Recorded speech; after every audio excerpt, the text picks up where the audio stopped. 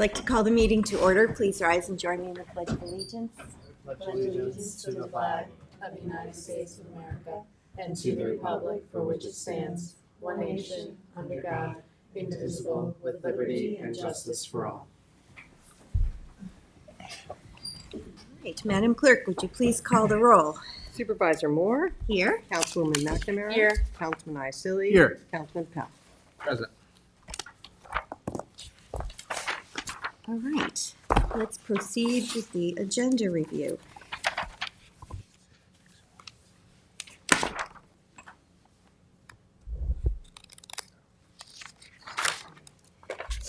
Well, we have our councilman-elect in the audience, Rick Martell, so thanks for joining us today. Thank you. Happy to be here. Congratulations. Thank you very much. So let's see, there's going to be 3 public hearings. One to consider the acquisition of 112 Mill Pond Lane in the hamlet of Watermill, New York, and to amend the CPF project plan and the CPF management and stewardship plan to include the property. The second is to amend the Town Code, Chapter 157, entitled Environmental Quality Review by adding a new subsection 8 designating battery energy storage facilities with an aggregate nameplate AC energy capacity in excess of 600 kilowatts, up to a maximum of 195, up to, This one says 19 megawatts, but we're going to have to, we want it to be 5. yeah, so, but we already set the hearing, so we're going to have to open it and we'll take care of that. Okay, up to a maximum of 19 megawatts as a type 1 action for purposes of seeker. And the third public hearing is to amend Town of Southampton Code, Chapter 312, entitled Vehicles and Traffic, Article 25, entitled Temporary Restrictions for Trial Programs by adding new subsection 312-113 entitled Canoe Place Blinking Light Program. And we'll have a walk-on resolution for that for Resolution adoption, yeah. Okay, so Town Board Resolution ID number 49366 to authorize change order 2 for the Town Hall sanitary system replacement with Adjo Contracting Corp. Do we know when that's getting paved? Well, it looks like it's all the base is down and compacted, so it could be any day. Bill, have you heard when? It was in the next few, probably next week they're going to start. Yeah, and once that won't take long for the asphalt to go down. No, go pretty quick. Looking And Sun- forward to it. Sorry. And Cindy, there are a couple of resolutions that you'll hear me say there's an amendment on it. I've spoken to Tatiana about some of them, so they might have already been made, but if not, Could you just speak up a little bit? yeah, there's a couple of resolutions that have amendments on them, and I've spoken to Tatiana about making them in advance, but to the extent they're not, I'll sit with Kim and I'll just go through them with her. Thank you. I'm just asking. Okay. Town Board Resolution ID number 49351, co-sponsored by Council Members Iacilli and McNamara to authorize change order for professional services related to the engineering design of the new sanitary system at the Southampton Animal Shelter with the Rayner Group, PE and LSP LLC. Town Board Resolution 49353. This is to authorize payment of outstanding HLP Inc. invoices for Chameleon software products for annual software support and maintenance agreement with the animal shelter. Town Board Resolution ID number 49301, co-sponsored by Council Members Pell and McNamara to authorize purchases of HVAC and air conditioning service and new installation from commercial instrumentation services using the Suffolk County contract. Town Board Resolution ID 49309, authorized purchases of census water meters and accessory equipment or reasonable equivalent and repair to meter reading equipment from Core and Maine LP using the Town of Riverhead contract. Town Board Resolution ID number 49357 to authorize purchases of snowplow and spreader parts from the Suffolk County contracts. Town Board Resolution ID number 49354 to authorize the supervisor to execute any and all documents with Paymentus Corporation. Town Board Resolution ID 49372, authorize supervisor to sign a contract with Ryan D'Amico, DBA Dynamix Productions, New York, LLC, for sound system at Good Ground Park. Town Board Resolution ID 49374, co-sponsored with Councilman Iacilli. Authorize supervisor to sign contract with D&B Engineers and Architects to provide professional services related to Poxbog Golf Center parking lot upgrades and clubhouse design. Town Board Resolution ID number 49388 to authorize the purchase of general building maintenance services involving new construction, reconstruction, and demolition from Renew Contracting and Restoration, Inc., using the Bayshore UFSD contract. Town Board Resolution ID number 49356 to authorize the supervisor to execute a contract with Advantage Title as it relates to the title search services for the Fire Island Inlet to Montauk Point FIMP project. Town Board Resolution ID 49396, co-sponsored with Councilman Iacilli. Authorize the supervisor to execute a license agreement with Bridgehampton Tennis and Surf Club for 2025 spring lifeguard training. That's a new agreement. They're going to actually allow us to train our lifeguards there, so we can, for the first time, and I think forever, have a training session on the east side of the canal. That's great. Which we're hoping will get more guards that way. Mm-hmm. Town Board Resolution ID 49355. Authorize supervisor to execute a license agreement with Suffolk County Community College for use of the Eastern Campus Pool for 2025 spring lifeguard training.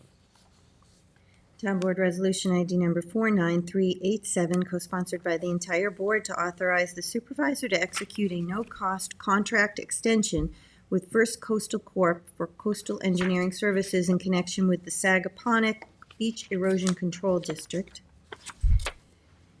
And Town Board Resolution ID number 49386, co-sponsored by the entire board, to authorize the supervisor to execute a no-cost contract extension with First Coastal Corporation for coastal engineering services in connection with the Bridgehampton Beach Erosion Control District.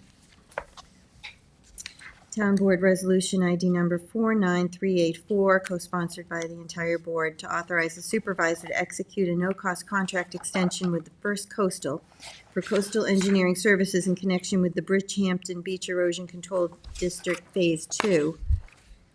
And Town Board Resolution ID number 49385, co-sponsored by the entire board, to authorize the supervisor to execute a no-cost contract extension with First Coastal for coastal engineering services in connection with the Sagaponack Beach Erosion Control District Phase 2. Town Board Resolution ID number 49398, to authorize the supervisor to execute a release agreement with Prime Government Solutions, Inc. Town Board Resolution ID number 49352, to authorize the supervisor to execute an agreement with Daniel R. Velasco, P.E., PC, as it relates to the Fire Island Inlet to Montauk Point project. Town Board Resolution ID number 49371, to authorize the supervisor to execute any and all documents relating to an agreement with Telview Corporation to continue to provide software support and software maintenance for Southampton Sun 20 TV. Town Board Resolution 49389, co-sponsored with Councilwoman McNamara. Authorize the supervisor to sign an agreement with Fire Safety and Inspection Services, LLC, for a live fire training structure evaluation. Town Board Resolution ID number 49368, to authorize the supervisor to sign agreements with surveying firms for the Fire Island Inlet to Montauk Point project. Town Board Resolution 49250, co-sponsored with Councilman McNamara. Award and authorize supervisor to sign contract with Turner Cesspool Service, Inc. as primary vendor and Clear River Environmental Service Corp. as a secondary vendor for on-call service for the transportation of the landfill leak. Town Board Resolution ID 49303, co-sponsored with Supervisor Moore. Award and authorize the purchase of one 2025 Ford F-150 Super Cab from Hempstead Lincoln Mercury Motors Corp. using New York State OGS contract for vehicles Class 1 through 8 statewide. Town Board Resolution ID 49293, co-sponsored with Supervisor Moore. Award and authorize the purchase of one 2025 Ford F-250 Super Cab from Hempstead Lincoln Mercury Motors Corp. using New York State OGS contract for vehicles Class 1 through 8 statewide. Town Board Resolution ID number 49302, to recall and amend Resolution number 2024-1494, to reject bid award for fencing and stakes for lines 4 and 6. Town Board Resolution ID number 49370 to recall and amend Town Board Resolution 2025-289 to authorize the supervisor to sign a consultant agreement with Michael J. Zarro to assist with the Southampton Town Police Department Records Management Software, Computer-Aided Dispatch, and Building Expansion Project. Town Board Resolution ID number 49329, 2025 notice to bidders for Mercury Marine engines. Town Board Resolution 49379, 2025 notice to bidders for requirement contract for miscellaneous concrete construction. Town Board Resolution ID number 49349, the 2025 notice to bidders for the Bridgehampton Community House Column Restoration. Town Board Resolution ID number 49254, the 2025 notice, co-sponsored by Council Members Pell and McNamara, and it's the 2025 notice to bidders for 8 AMS outside vending machines. For the for the green bags. Yeah, Yes. this is going to be great. So we'll have vending machines at the transfer station selling the green bags, so people don't have to hunt them down. Town Board Resolution 49382, co-sponsored with Councilman Wyman McNamara. 2025 notice to bidders for Sock Master 12 auger bucket slit sock filter. Sock filler. Town Board Resolution ID number 49327 to accept the Justice Court Assistance Grant and amend the 2025 budget. Town Board Resolution ID number 49375 to amend 2024 budget for various departments. Town Board Resolution ID number 49397 to amend the 2025 operating budget for unallocated pay-as-you-go cost center 9900. Town Board Resolution ID number 49390 to amend the 2025-2029 capital budget for 271 Flanders Road Building Renovations Project. Town Board Resolution ID number 49381 to amend the 2025-2029 capital budget for CPF project Town Hall Sanitary System Upgrade. And Town Board Resolution ID number 49325 to amend the 2025-2029 capital program for prior funding projects. Town Board Resolution ID number 49328 to authorize the general fund pay-as-you-go purchase of a used Ford F-450 truck.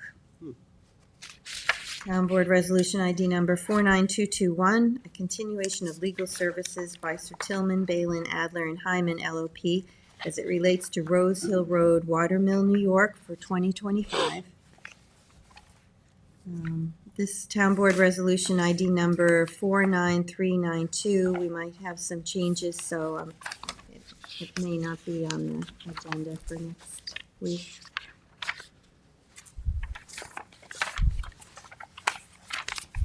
Town Board Resolution ID number 49299 to accept the retirement of James Shunk, Automotive Equipment Operator in the Highway Department.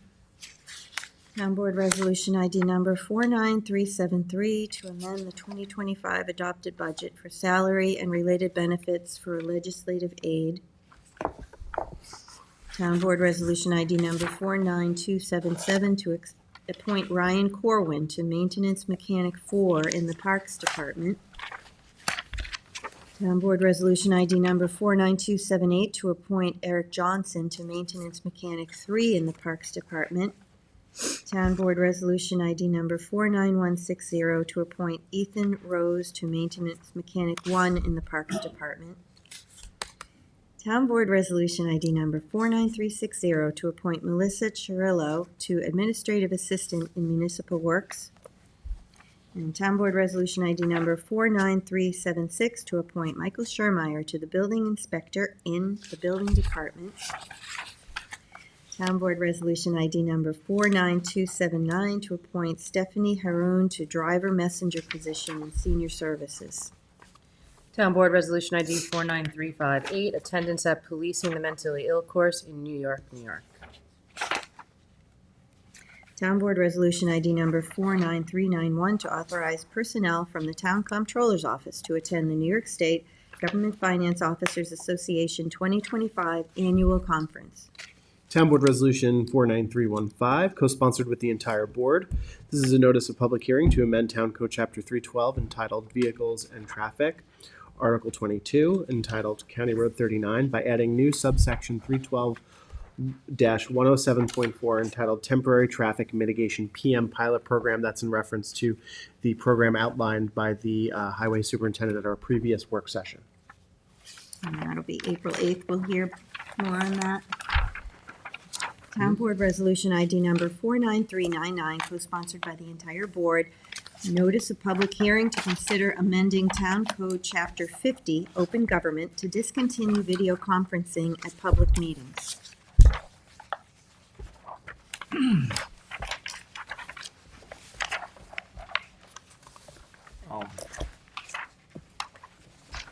Town Board Resolution ID 49377, resolution setting public hearing to consider amendments to Chapter 111 and 312 in connection with parking by permit only regulations at beaches, parks, and waterways. This is, we had the work session on this to basically make all of the parking restrictions standardized across the town, so there's not different dates and different times at all the different beaches.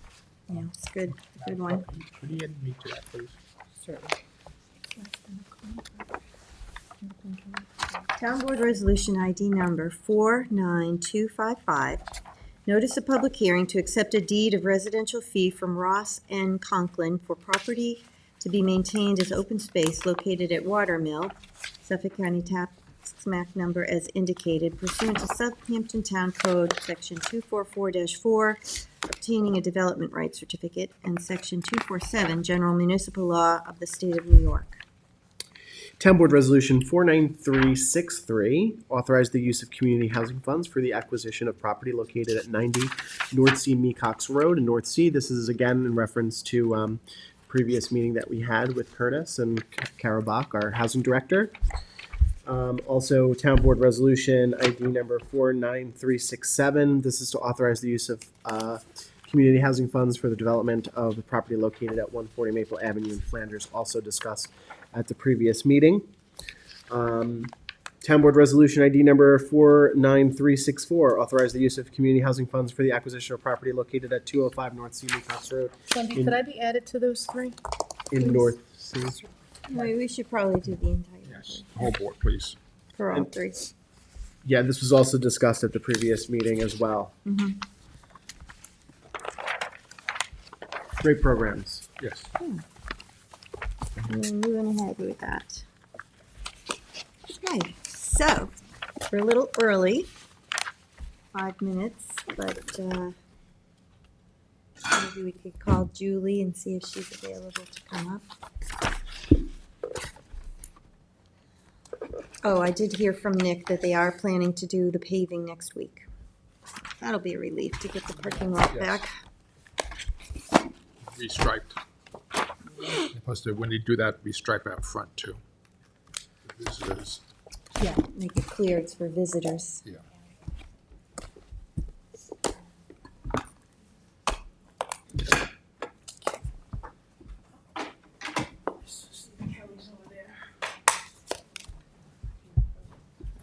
Thank you for coming today. My pleasure, as always.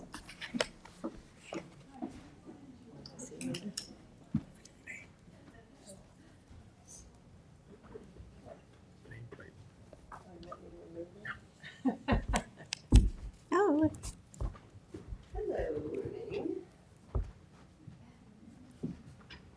Julie, I think you guys You can come right up. can. Yes. Good morning. Hi, come on up. Yes, we're going to talk about the Landmarks Board recommendations for historic landmark designation for the Diamond Berry Barn and Studio and the Rainer Fish House. So we've got Ed Wisnowski, Chair of the Landmarks Board, Julie Green, Town Historian, and Kelly Doyle, Assistant Town Attorney with us today. Welcome. Thank you. Hello, everybody. Is it Diamond or Dean? Diamond, right? Diamond? Diamond.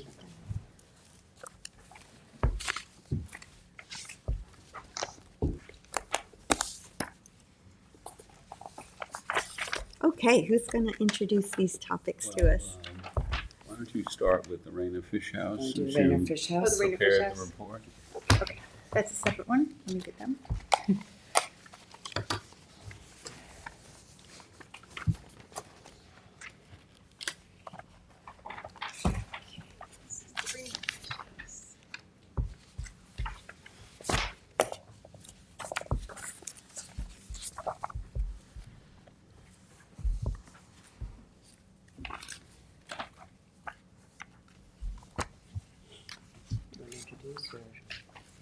Absolutely. So this is a application for designation of a historic landmark.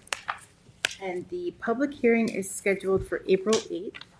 So this is just a work session to talk about the historical significance of the property and why it was recommended to be designated as a landmark. And we also own property.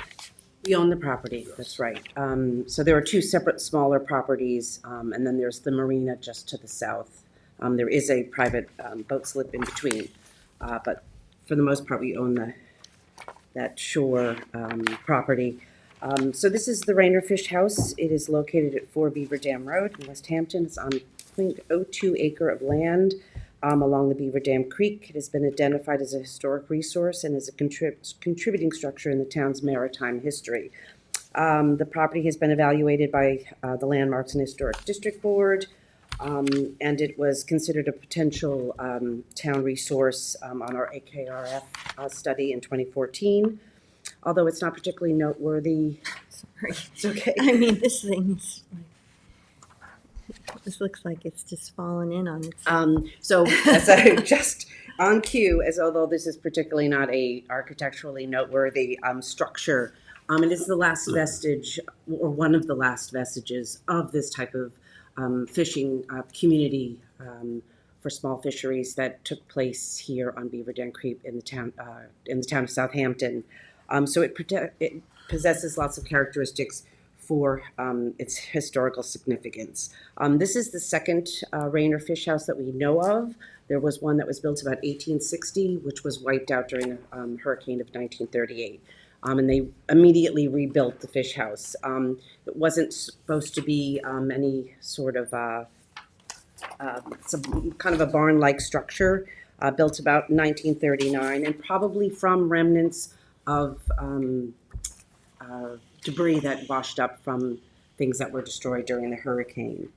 So just a little bit about the family. So this was built by William Fletcher Rayner to replace, as I mentioned, the 19th century fish house that was destroyed. It was constructed partially over the water and braced for support in severe weather, so it was built a little bit stronger than the first one.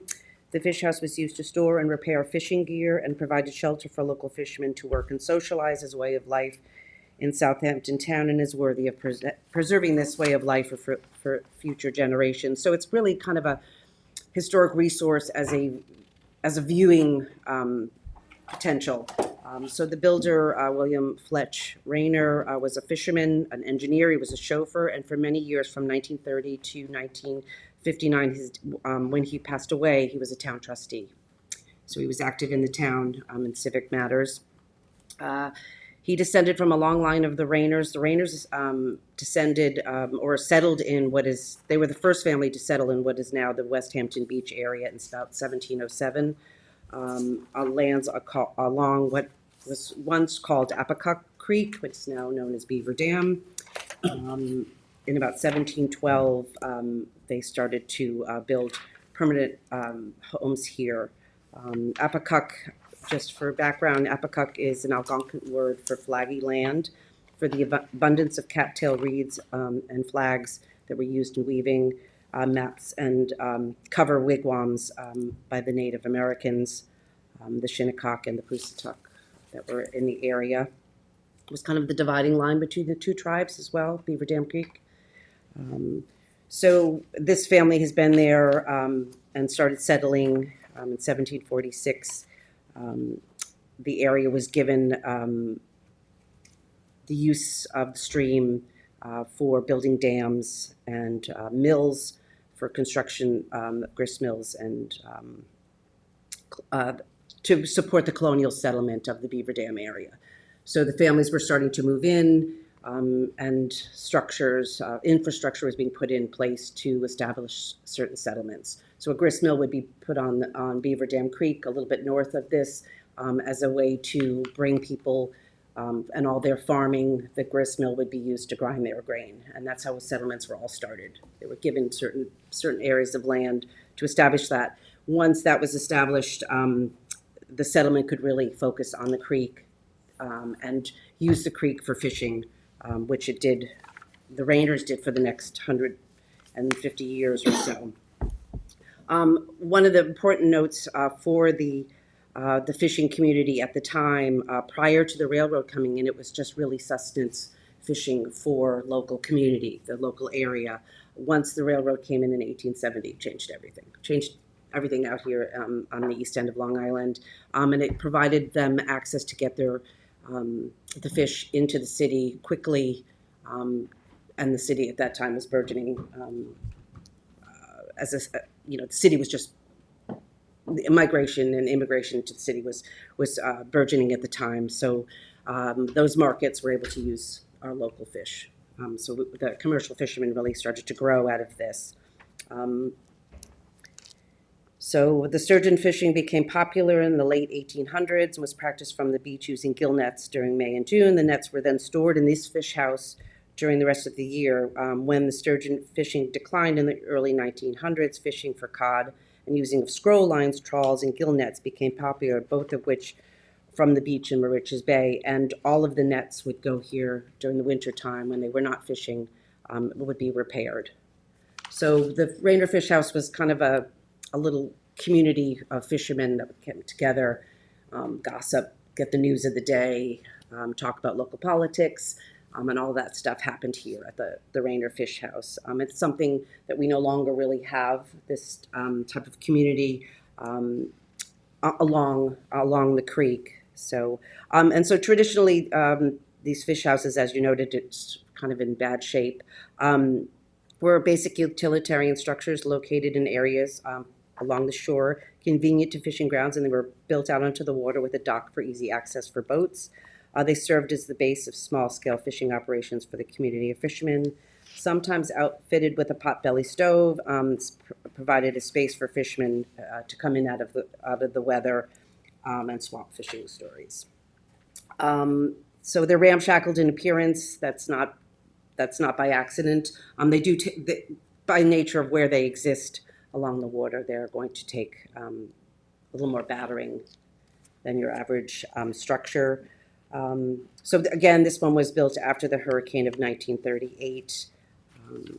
And as the fishing declined in the late 50s, and with Fletch Rayner's passing in 1958, his son, Charles Marvin Rayner, was given the fish house. Property was sold to his son.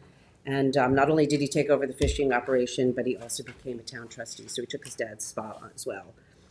So it was used up until 2020 when it was sold to the town for preservation purposes.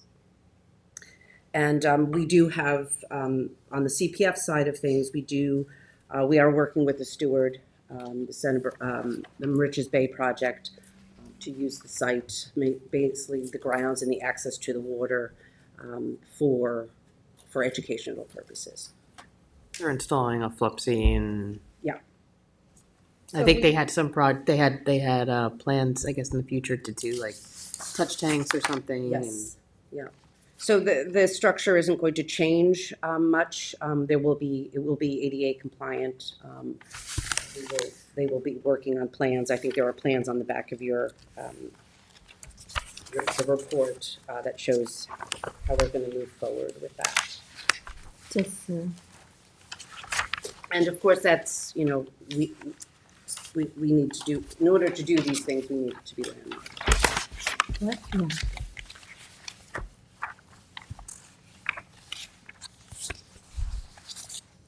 pretty much the history. I think Ed can talk to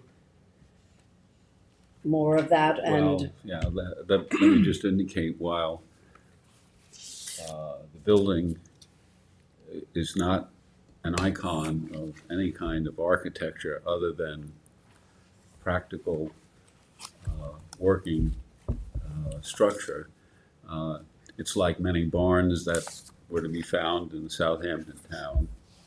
And a lot of people's reactions to them would be, on first sight, do you say? ramshackle, shed-like, take them down.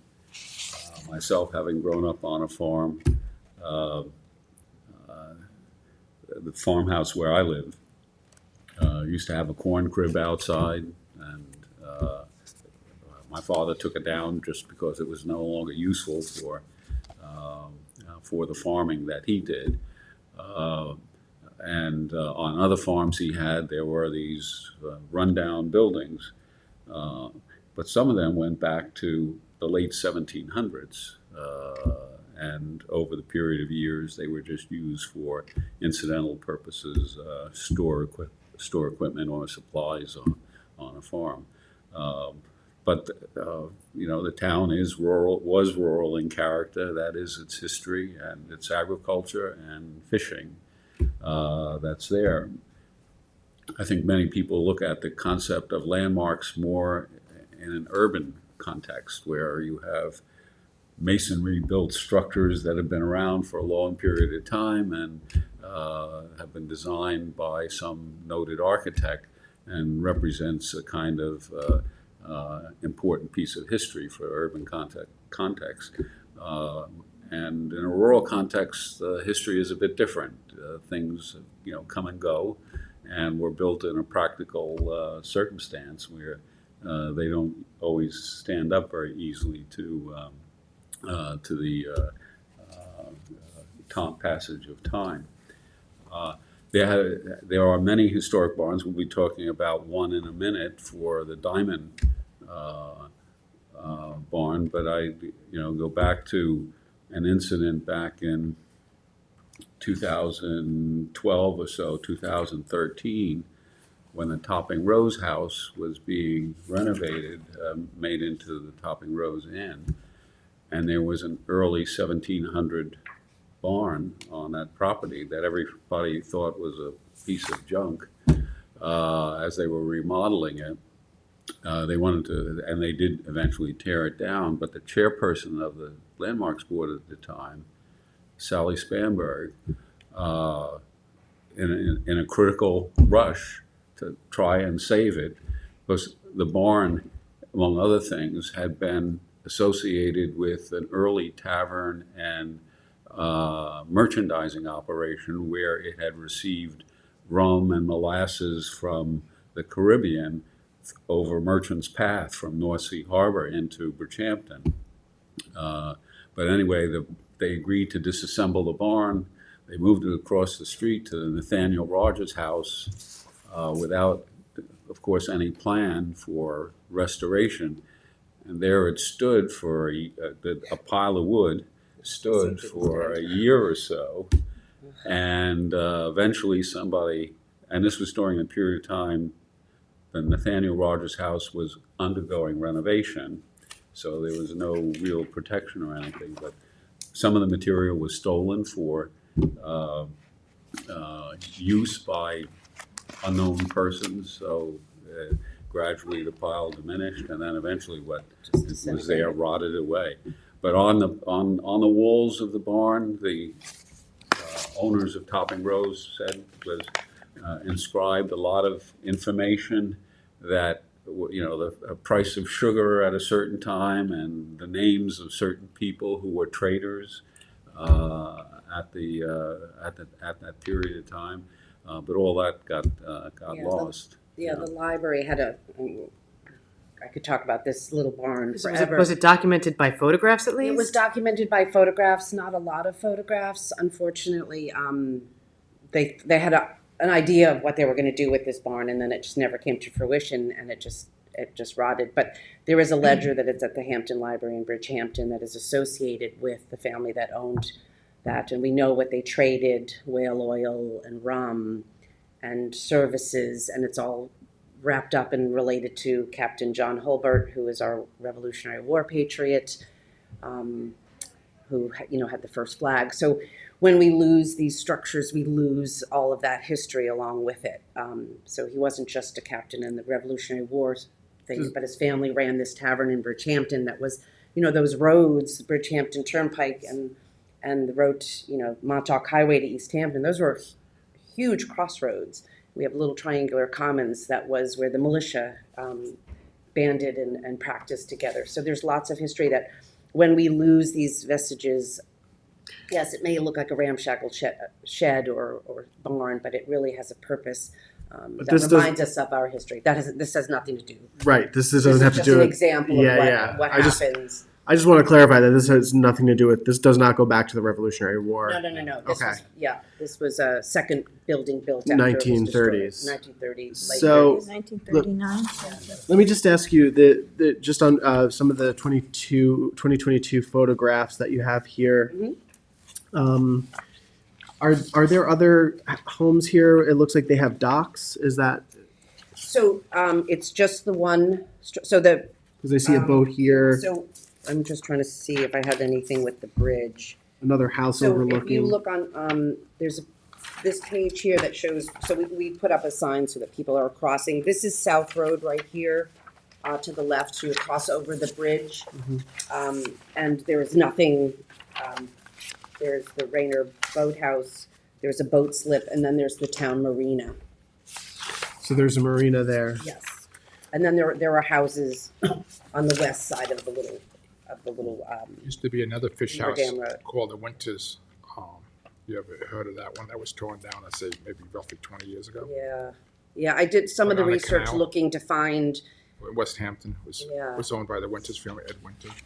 And actually, for years, the Gilnut Rail was still sitting out there. right, they owned the land on the other side of Beaver Dam Creek, down to the water. But I doing the research and Ed and the Landmarks Historic District Board, I really wasn't able to find anything that's still standing.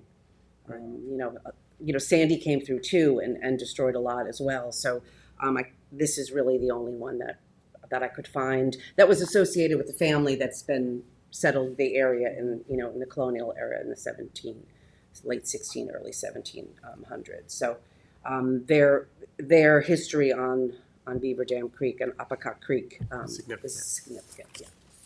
I love that we're going from a fish house to a dairy barn.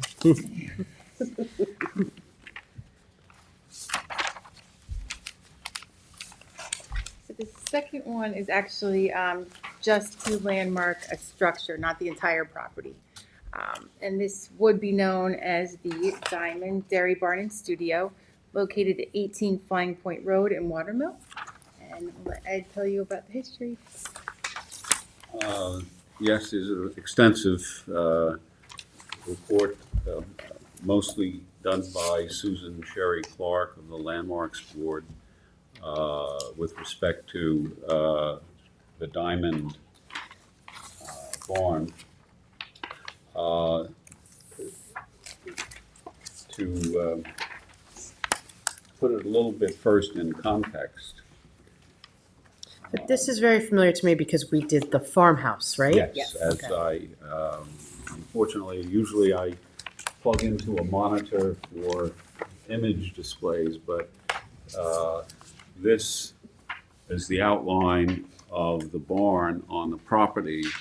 And if you are aware locally, this is a house that has been landmarked as the Diamond Farmhouse. And next to it is a new house that was built. And the barn of the original farm is located on an access road off of Flying Point. It's somewhat, the other buildings, the farmhouse that's been renovated and landmarked and the new house that's been put there as a structure mask a little bit of the barn, so it's not immediately available to the line of sight of people traveling on Flying Point Road. The Diamond family goes back a long way. The farm has been active in one fashion or another as a dairy farm or for field production since the early 1850s or so. And the Diamond family was active in civic life as well in Southampton town. This barn has been converted, as some of the pictures I think may show in the report, into an artist studio. And that took place about 1986 or so, I believe, by an artist named Lynn Ferrante. And she subsequently sold it, and it became a operating ground for a photographer in the same barn. And of more recent vintage, it is owned by now the heirs of Bucker. Troy Bucker was now the owner. It's officially, I think, in a trust. And he's the owner who applied for landmark designation for this project.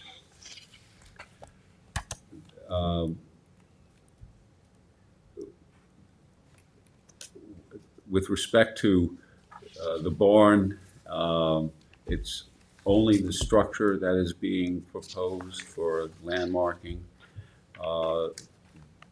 There is another house on the property, on the same property, which I believe is going to be part of eventually a subdivision of the parcel itself, leaving the barn studio as a separate entity. We don't see that as a particular problem associated with the significance of the barn. The individuals involved are active in what you might call a third industry besides agriculture and fishing, and that is the production of culture. Artists and writers, sculptors, and others have made the east end of Long Island a significant area for cultural dynamics of the country, actually. The recommendation from the Landmarks Board in looking at it was that the barn is significant because it testifies to the agricultural history and the economy of Southampton town for well over 100 years in association with the Diamond family. The artists involved, Lynn Hefner Ferrante and Ron Buchter and Harold Buckner, they're two different names and two different families, also have national as well as local significance in the arts in Southampton town. And as Hal Buckner was partnered with the widow of Roy Lichtenstein, the artist, and she has had a major impact both in financing and philanthropic activity for artistic endeavors at universities around the country, as well as the Stony Brook University campus in Southampton, the Smithsonian, and the Parish Museum as well in Southampton. So she is a notable person, and I don't know if we included her obituary in the report, which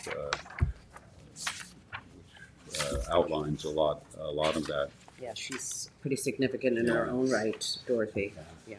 And just as another little footnote to barns and so on, she, as head of the Lichtenstein Foundation, purchased another barn where the works of Roy Lichtenstein are kept and maintained in Southampton town. It's an old potato barn, and it was converted. It has a residential unit for the caretaker of the works of art that are stored there. So, barns and adapted barns are pretty important too in terms of the life of Southampton town and the life of the arts here. Did the conversion in 1989 to a residence and an art studio impact the ability to landmark the structure? Did they make changes within? Well, there were some, and there have been changes, some internal structural changes. The internal skeleton of the barn, the framing inside can be seen, and I've forgotten the pictures that were part of the original report, but and the exterior, there's been some exterior transformation of the barn too in terms of entrances and windows. But there are, I might actually have some pictures here, which again, I wish we had the monitors working, but you might be able to see, this is the barn. There's another artist now who wants to buy the barn as a landmarked structure and use it for both production and display of art. The party is a sculptor, and so he's already has his sculptures displayed on the grounds. They're modern in character, let's say. Oh, so this is not going to be owned by the town? No, this is this is private ownership that's involved, and the buyer that will potentially buy the landmark structure will be a fourth artist that would be in a sequence of using this converted barn into a studio arrangement. There are elements of the converted barn that obviously don't match what was the barn that was being used by the cows when there was a dairy. There is now an elevator inside the barn for what was the present owner who passed away, who needed it to get to the second floor studio area where he had his area for painting. And there were some windows and doors added. The story is that they came from the West Hampton Library as repurposed construction material at the time of the barn's conversion into a studio arrangement. I'm not sure that we have the official testimony on that, but Right. That's the story that I was told about the windows on it. From the first little library in West Hampton, not the one that was recently renovated, but the little guy that was there prior to that. Yes, for example, these would not be windows natural to an original dairy barn there.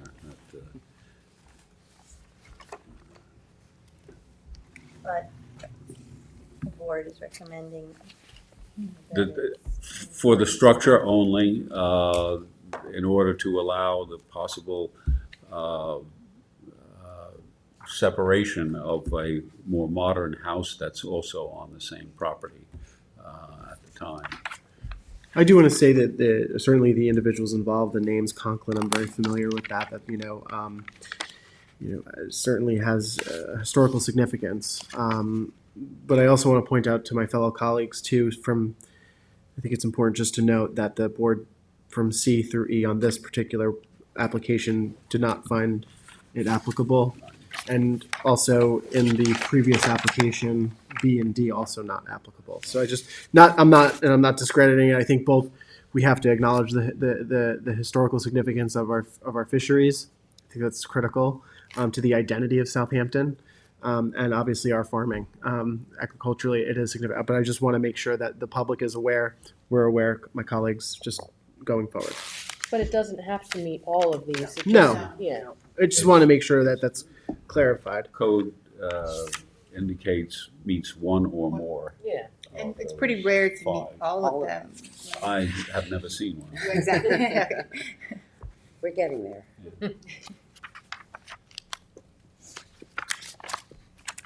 Yeah, age is not even a criteria. So, but we like to start with, prioritize the things in the town that are of a certain age. Before it's gone. Condos. I mean, Greenport had a lot of fish houses and oyster houses around the waterways. Now they're all condos. I think the same thing as I recall, the state of Maine Yeah. has also landmarks of fish houses. Yeah, they have districts of fish houses. Yeah, and have sought to preserve them too. So the current owner's asking us to, For the diamond. For the Bar. Diamond Yes, Barn, Diamond yes, Bar. this It's a is private. owner-initiated application. and then they're planning to transfer it to a new owner who's wants to keep it Right. designated. Yeah. All right. And it goes way back to the Hildreth family. That was colonial deeded land to Thomas Hildreth and his family. And we have a Hildreth diary from the Daniel Hildreth lived from 1810 to 1880. So he kept a diary where the entire century is documented. He dug wells, so he went all over the town digging wells, and so you know who he was dealing with. And it talks about in his diary them selling the 66 acres to the Diamond family. So there's lots of history on this property, and it's one of those vistas, right? So you see that gambrel roofed barn, which is significant for our agricultural. Okay. Very good. Thank you so much. So we'll have the public hearing, and you'll be back for that. Yes. Well, April 8th, I actually, think? I had asked another board member, Vicky Kahn, who has also been involved in the Diamond Barn landmark designation activity but she was busy here, but she might be there for the public hearing. I think we'll do what we did the last time and just refer everyone to this work session. I mean, because there's no point in giving the whole. Right, we don't need to do The that. full spiel again, yeah. Yeah. I just wanted to say before Well, I you'll left. have a presentation though, right, at the public hearing? Sure. Yep. It goes on Much record. briefer. And I just wanted, has anybody seen the Alewives running? No. Down at our Byron Young Passage. That's from yesterday. So they're reusing the ladder that we put in. So this is the first time that they're using the ladder. We're for really eels. using it. That's so We're exciting. trying to do a few more. Yeah, it's just, I was excited. I heard peepers last night. It's like the spring. osprey are back and, Today is the first day of spring, right? yeah, Today first is- day yep. of spring. But if you get a chance, it's right across from the county center in Yeah. Riverside, good. so. Oh, is this the one that the seal came up and ended up in the traffic circle? Oh, I don't know. Maybe. I mean, it's on Little River, which is right by that traffic circle in Riverhead. Yeah, they ended up with the seal in the traffic circle that came up the fish passage. They also go up by North Sea too. Yeah, I went to check out North Sea, and the baykeeper was saying that the alewives at North Sea sometime, for whatever reason, are running at night. But you can see the vestiges of the raccoons Yeah. that have gotten them, and the bird, the osprey. Ospreys. There's fish kind of all over. Yeah, they pretty much run on the tide because they need water. Yes, because that one rises a little bit. It's a little bit closer to the tide. But it's just really interesting to see, thousands of them trying to make their way I used to through. bring my kids down there when they're little to watch them. Yeah, because from what I understand is Byron Young, who worked for he would actually catch them because they couldn't get through. And he would catch them and cross the dam and put them, on the other side, all day long. He would just move them physically, by hand. And these fish now that are coming back to spawn, they're Grandkids. imprinted because that's where they were spawned. So they need to get back to where, and it's just an amazing thing. So I was well educated yesterday. I saw some people walking down in there. I was going to the county center to do a deed search and just happened to see a little DEC car and was like, what's going on over here? We're also working with trying to do a fish ladder over Trap Pond. Yeah. Because we're going to replace the culvert underneath the road and put a fish ladder, try to put a fish ladder going in there. Fantastic. Yeah, that's a The one little up in closer to Flanders, home. I too. can keep an eye on that one. Thanks for bringing those pictures. That's Oh, fun to sure. see. They're not great, but they're just thousands of fish. Yeah. And they do have a camera, so on YouTube you can see they have an underwater camera showing them. Oh, Some of them go in really? and kind of scoot back out, kind of like, I'm not sure of this, but yeah, I think once one goes and eels Is as it on the well. DEC website? I just put in Byron Young Okay. fish passage and a YouTube clips came up. Cool. So just wanted to share that. Excellent. Thank you so much. Thank you for your proposals. Yes. Thank you.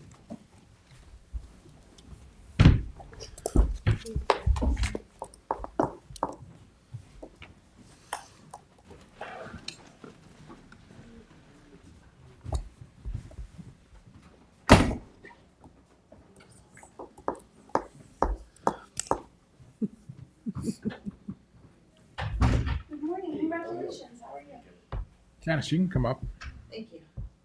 I just realized I asked Seth for EAF blank ones, and he gave me battery storage ones, so he's just coming up with a new batch. But I have these at least to talk about. The form is always the same, just disregard the content right now Okay.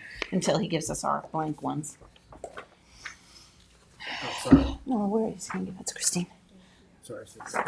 Well, these are battery ones, but it's always the same. So we're gonna go over the EAF form for the code related to amortization of, hey, non-conforming sand mines. Hi. Everything okay? You have a, Yeah, but I just stepped out for a second. Oh, I was just handing out forms. I'm sorry. you have an extra one for, Yes. So all I said, Supervisor Moore, is good morning, and that I was just waiting for Seth to come back up with blank ones of these, but I have the battery ones by mistake I grabbed, and this is the purpose of this. This morning is that you would like to go over the full EAF Part 1 for the legislation related to amortization of non-conforming sand mines. Because we want to go over it before we vote for it. Vote Right. on it. So I'm here to go over that form with you today. What we do is we complete part 1. So SECRA requires you to take an action. You normally get these on email from me showing, part 1s, the part 2s, and the SECRA, what it was required is a reasoned elaboration for your decision making. And that reasoned elaboration is supposed to take into consideration environmental, social, and economic considerations. So with that, part 1 is usually, the when you're undertaking an action, it's just who the agency is. Then on the second page, it talks about like what approvals the action requires.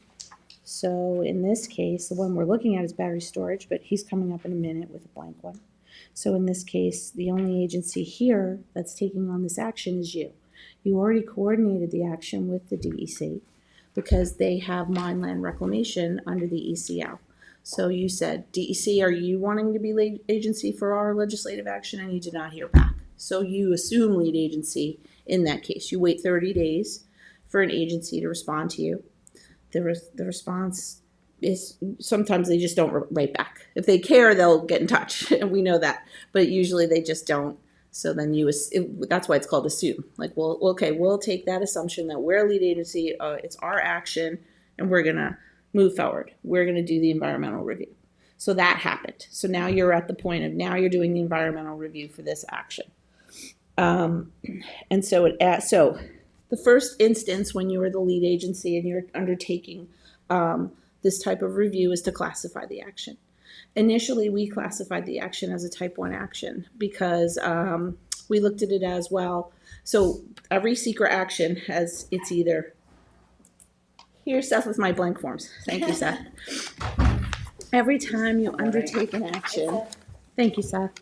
But anyway, now you have our part ones from the battery stuff as well for your All files. things battery, sorry. You didn't know what I meant. Thank you, Seth. So when we undertake a secret action, we look at part 617 under the law, which classifies an action on a type 2 list, which means no environmental review, or a type 1 list, which means most likely required to have a heightened environmental review. It's either on that list or it's not on that list. If they're not on that list, we call it unlisted. So initially we said, well, this is a type 1 action because it's changing the zoning for parcels greater than, for a collective of parcels greater than 10 acres. Because the sand mines are huge and that was how it was initially looked at. But when you really read it again, you're like, you're not really changing the zoning. You're not changing the zoning at all. It is residentially zoned. You're amortizing a non-conforming use. So then it comes off that list. It's no longer literally listed as changing zoning, because you're not. And it's not a type 2 action either. So it falls in the middle. So now you're unlisted, just so you know. However, that doesn't stop you. Unlisted, you could do a short form EAF and not go through this rigorous form.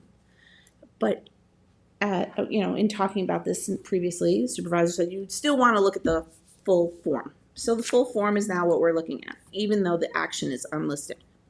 So Okay. So are we treating it as almost treating it as a type 1? You treat it as a type 1 by filling out the full breadth of the form. Okay. And then you'll know, then I'm going to explain to you what comes next through this whole process. So this is kind of fun for me because I never really get to do it like with the board like this. So it's fun. So we look at, the government approvals necessary for your action, which is just as your own legislative action. The Where plan. are you? I'm sorry, on page 2. Okay. So didn't we, when we noticed that it changed from type 1 to unlisted, but I didn't want anyone to think we were not giving it the full review. Okay. Right. And just so you know, it is my office that Everyone's mics classifies. are muted. Oh, okay. I'm just gonna leave mine on. Yeah, I'll turn it on. I forgot to turn it on when I spoke. It is my office that classifies the action. So sometimes you'll see it say preliminarily classified because we're still researching it. But when it comes time for you to do the secret review, we usually have our answer. Mm-hmm. So sometimes you'll see a resolution say preliminarily classified.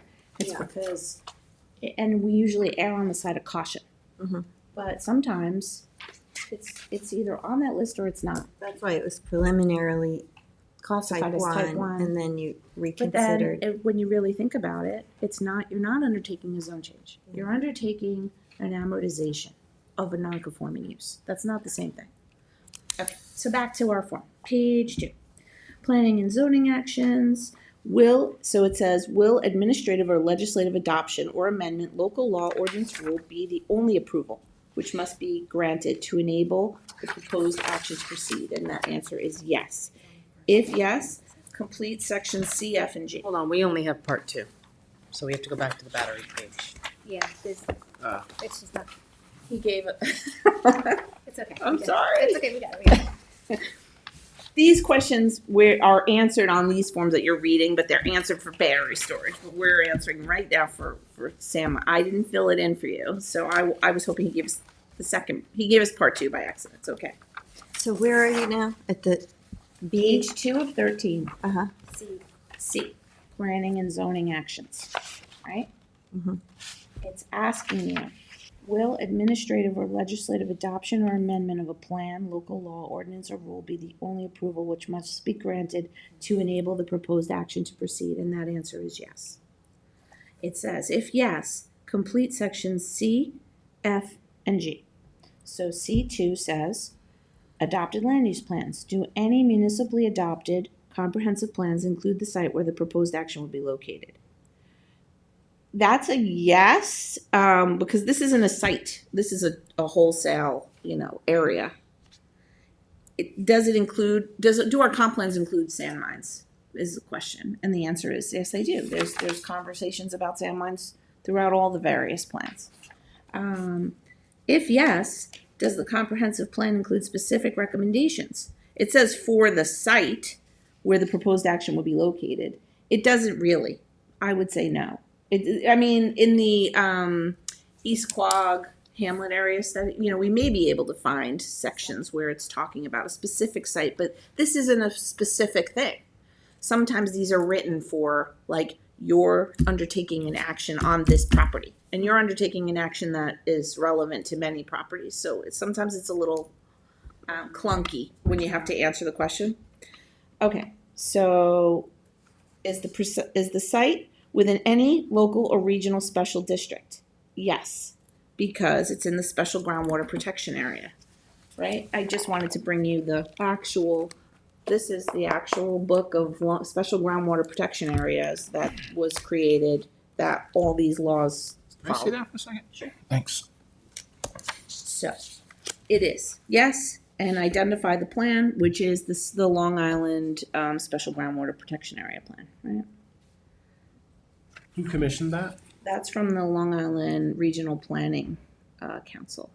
This, you may have heard of Lee Koppelman and the 208 study and all these groundwater studies that took place, and that's one of them. Wow. And this area was designated as this legislation is targeting mines that exist in these special districts. So yes, and that's what it's called. Is the project located within proposed action located wholly or partially within an area listed in an adopted municipal open space plan or farmland protection plan? So we have lists in our CPF plan talking about, so we may be able to say yes to that. I don't know if there's any specific property talked about in our CPF plan. So here's my problem, just out of the gate here. We never really specifically identified what we're talking about because we have testimony about one site. We have testimony about a site that's not included in this. The planning board's recommendations make it seem like they don't understand that we are targeting every sand mine because they said you should look at other sand mines outside of the protection area. Mm-hmm. So we've had a public hearing and closed a public hearing, and nobody still concretely knows what sites we're talking about. Well, so there's we're only 7 actual this, mines in the town. but we're completing this, and we've never actually identified what we're even talking about. You're talking about 7. We can give you the maps. Remember the maps that we've been reviewing through all of this? We have testimony from the planning board talking about sites that aren't included. Well, they were They don't talking about understand that taking we're- all it's every non-conforming uses. But what I'm saying is they don't understand that we're shutting down every single mine in the town. I'm not sure that's true. You're the one that met with them, but they seemed like they wanted us to, they said they wanted us to amortize every non-conforming use in the town. And they also said we should look at the sand mines outside of the groundwater protection area and look at those as well. And they didn't understand that we're shutting down all of the mines in the town. Not just the ones you keep saying it's just the ones in the groundwater protection area. It's all of them. They are all in the groundwater protection area. All of the existing mines are within this area, correct? I think there's a couple, but they weren't really classified as mines anymore. Used as that are mines. not. So There are sand There's mines still sand outside of the mines. SGPA, but they're not necessarily still operating. But this is a way, well, if it applied to them, it would, It would apply to anybody in these special groundwater protection areas. and residential. I just which don't know is how all the you same. get into the secret process without first identifying exactly what you're talking about. Well, that's important, and I think that you should. So we can give you maps and talk about the fact that we're talking about all 7 of these. The maps also, I'm not on the computer right now, but the maps also show the GIS layers for the special groundwater protection areas, and then we can give you like attachment that says these are the ones that are affected. If that is helpful, we could do that. That would be good. Okay. Yeah, I think So- it was So Clear which spreadsheet Was plus map. I just want to clarify so that people who are listening, they understand what the questions are and what you are saying is that we are looking at the existing mines in the town and where they lay in correspondence to the SGPA, the Special Groundwater Protection. And here in this graph shows the region, shows Southampton over here, and here is the special groundwater protection. We are able to see where that overlay, in a sense, matches with the existing properties, right? Correct. Okay. This plan is the comp plan Right. to enact For the that whole region- thing. for the region. Regionally. Right. And then each town created their own special ground, So we're not. actually the This state isn't. did, and then we map them. So We have I just, shaped files. I just want to be able to understand. So we're not in an arbitrary manner saying this one, this one, this one. We are actually corresponding our assessment of these mines with where this regional overlay exists. And I'm using that term overlay to kind of demonstrate just like what the layers are and what we're looking at in terms of the environmental sensitivity. And I'm just clarifying that every active mine Is within is the within SGPA. that area, which means we are shutting down every active mine in the town. When Because you- there are yeah. people that think it's just the ones, I'm just trying to make this clear for everybody, that everyone thinks that it's just the ones that are in these protection areas. But I just want it clear, when you keep saying that it's every active existing mine. It's the use. It's the use of mining, of actively mining would be amortized with a sunset period that would then be put into place by a zoning board of appeals. So you're creating a process around it. You're not like, tomorrow it's all shut down. It's sort of like, Could they be have to 7 go years. through a bit of a process to talk about Transition. transitioning out of it, selling equipment, depreciation, to various things that are allowed when you amortize a use, basically. So it is potentially in an open space plan, and we can give you a map and a spreadsheet, so we can talk about that. We have that information that we attach to this form. That would be good. Yeah, just to also. Right now, I'm trying to answer the yep, questions. yep. And You're then showing we're the gonna process of show you what the this- process of what we look at, and it's painful. That's why we don't do this on everything. This is what we do downstairs, and then you review it and you say, yeah, I agree, or hey, wait, number 10, I don't agree with that. But we go through this. This Yeah. is what we do for you for every action you undertake. Well, it's important to get everybody's input. So thank you for coming and Yeah, working thank through you. it with us. Thank you. Sure, so zoning. It says, is the site of the proposed action located in a municipality with adopted zoning law? Yes, sometimes upstate and places, they don't even have zoning. So we do. Then it asks where, what is the zoning? And I'm going to write in, the CR 200, whatever the zones are. And is the use permitted or allowed by special or conditional use permit? And the answer is no. It's a non-conforming use, so we know that. Is a zoning change requested as part of the proposed action? No, because we're not looking to change the zoning, right? And that's what took it off the type 1 list. Existing community services, we'll answer these questions. It's asking us school districts, police, fire, parks, etc. But it's not really applicable, but we'll answer it for all the ones we're talking about.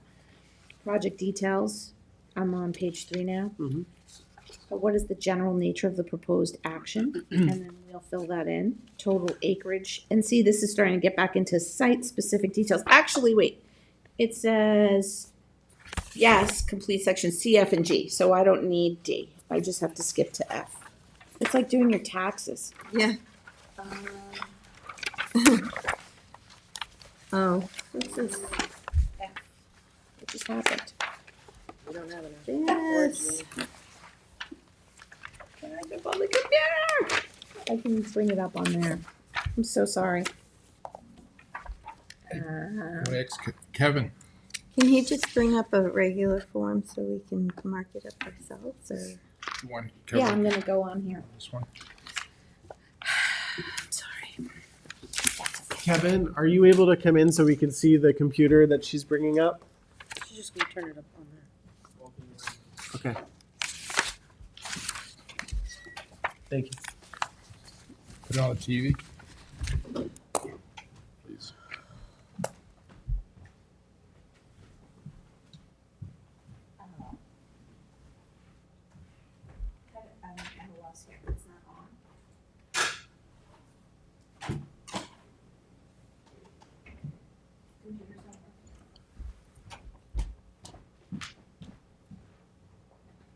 It's working on the other side.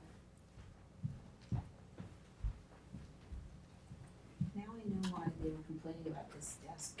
This is just absolutely crazy. You can't. Is that working? Kevin, I'm sorry to ask you to come back, but it doesn't seem the computer is working.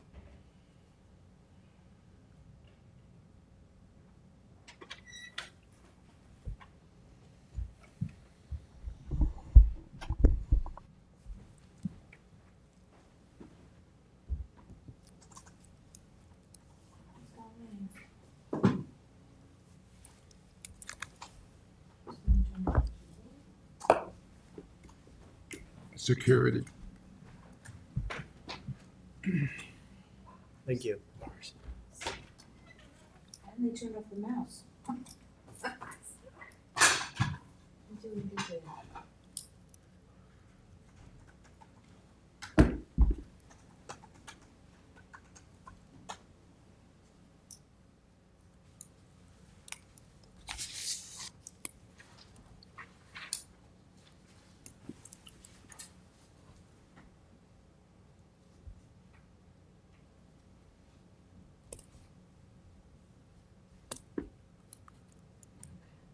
Bear with me, I'm so sorry.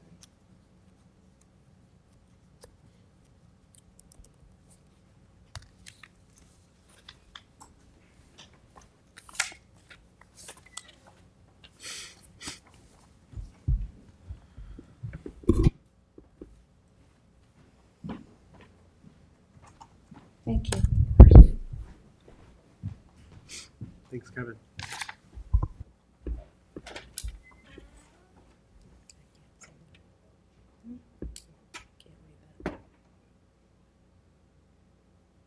Oh my God. I have all this as like links on my own thing, and so now I have to like look for it. Can't read that anyway. Is it easier just to ask? I mean, it's probably easier for you to just sit here and I read it did to us, ask him. 'cause Okay. He should be bringing it up anyway, but I'm All right, going no to worries. still. I it's found like it. we can't read any of that, Janice. You can't read it. Well, I'm going to read it to you anyway, but he'll bring it. He's going to bring it up now. Okay. I'm sorry about this. So C. So just doing F and G?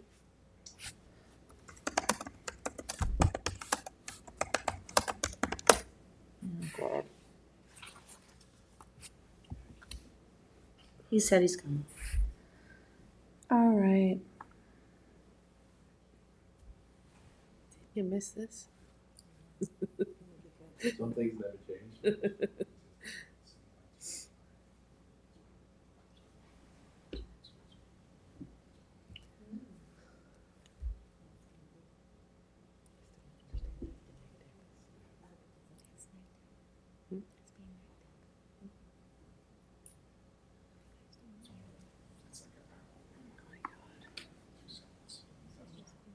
Here it is. EAF forms. For God's sakes. Charlie's testimony about crossing the roads. We had testimony from Aaron about Secret forms. Finally. Okay. So I'm on C. We did C. We would then go skip to F.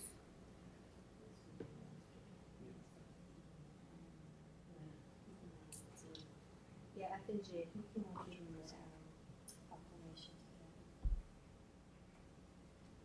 Oh, it does skip to part 2. F and G are just additional information and verification. So it does skip to the things you have. Sorry. All right, that's good. So now we're on this part 2. So here's the part 2. You have them. You have this. You have this part Oh, we 2. have it? Yes. F and G were just like signature pages.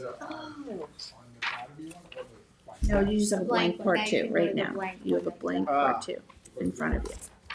Blank part 2, it says full EAF. It's this So one. we were skipping. We skipped. We didn't have to do part D. Here, this is the one we're doing now. See? Everybody sees this one? That's the new form, first page on the form you're on, Bill. we start with impact on land. So we do part one, then we do part two. So part two is, the full potential impacts. So the first question, impact on land. The proposed action may involve construction on or physical alteration of the land of the proposed site. Now, amortizing the use. So there is no physical construction taking place with your amortization law. What about any sort of it's okay. Any sort of trucks or vehicles that need to take out sand or anything like that? Is that associated with? That's not associated with your law. Okay. No, the answer is no. Okay. Right, so now we go to number two. If the answer Oh, was if the yes, answer's no, move to you'd two. have to then go into like, well, how deep is the water table and what are you doing and how much are you taking out and what is the cubic yardage of, we're not doing any, this action is not causing anything to be removed. It's being caused to stay. What right? what about any required remediation? There is no required remediation by amortizing something. No. Impact on geological features. The proposed action may result in the modification or destruction of or inhibit access to any unique or unusual landforms on the site. But wait, so you like have the this, opposite. you have these sites are all listed as opportunity areas for solar farms and other things. You're not, those aren't the action before you. That will be a secret for those actions. You're not speculating actions. The action you're taking is adopting a law, to my understanding, I haven't really been involved, is that you're looking to amortize non-conforming sand mines within a certain period of time. That's true? I haven't been involved with this either, but if the law is presuming to encourage alternative uses. It's not. It's saying you have to go to the ZBA. How has our land use director not been involved in this? Well, I'm you've just been saying, involved. I've You've been reviewed the- involved peripherally. You read the I code. recommended, a study be conducted, where you would rather, let them apply to the ZBA to work out a schedule for amortization of this use. So we're not doing a land use study, you're just amortizing it. That's my understanding. So is that amortization resulting in the modification or destruction of any unique landforms? No. 3, impact on surface water. The proposed action may affect one or more wetlands or other surface water bodies. I mean, I'm just answering these for you. Let me know if you think it's yes, and then we would go down further. So 3 is no. 4, impact on groundwater. The proposed action may result in new or additional use of groundwater or may have the potential to introduce contaminants to the groundwater or aquifer. That's the opposite. No. 5, impact on flooding. The proposed action, again, your proposed action is adopting this amortization law. May result in the development on lands that are subject to flooding. Okay, with development. 6, impact on air. The proposed action may include a state-regulated air emission source. 7, impact on plants and animals. The proposed action may result in a loss of flora or fauna. Wait, we don't know you're saying no to impacts on air and no to impacts on plants and animals. The whole reason for this is maybe not the actual action, but the result of the action, which is more trucks on the roadway, which is, we don't know that. So how are you saying there's no impacts when you haven't studied the impacts? So are you saying yes, and then if it were to be yes, the questions would then lead you to say, if the action requires federal or state air emission permits, you're exceeding those. The action may generate 10 tons more of any one designated hazardous air pollutant. The action may require a state air registration.